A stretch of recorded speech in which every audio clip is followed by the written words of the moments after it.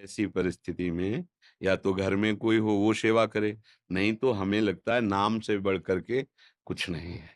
आप लोगों को ज़्यादा सेवा पद्धति में उधर ध्यान नहीं देना चाहिए। सेवा पद्धति में इधर ध्यान देना चाहिए जहाँ आप हो।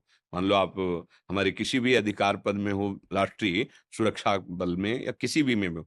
अब आपकी सारी ज़िम्मेवारी, सारी साधना, उपासना उसी बात की है जो आपको ज़िम्मेवारी मिली है। और उसमें अंदर राधा-राधा बोलते हुए तैनात रहो।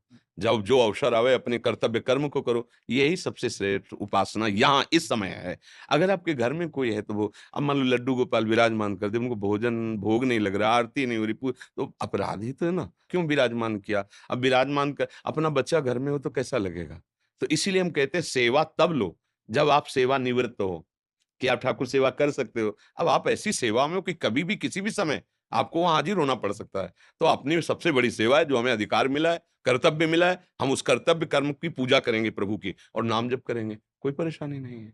तो या तो किसी वैष्णव को दे दो और या फिर सेवा पद्धति घर परिवार वालों को कहो कि वो भोग लगाएँ, ऐसे भूखे मत देखो हमारा भाव ही तो है ना, हम फिर मतलब अच्छा नहीं लगता।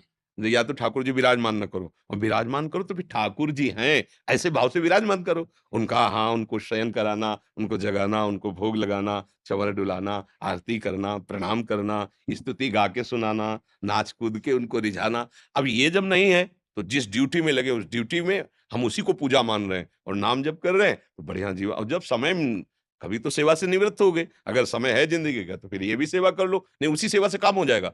जो सेवा कर रहे हो उसी को भगवत स्वरूप मानो और नाम जप करो उसी से काम हो जाएगा। अर्जुन जी कह रहे हैं मैं सन्यास लूँगा, भगवान कह रहे हैं युद्ध रूपी सेवा कर्तव्य कर्म आया इसे करो। सन्यास नहीं, इसे कर्तव्य कर्म करो। समझ रहे हो आप हमारी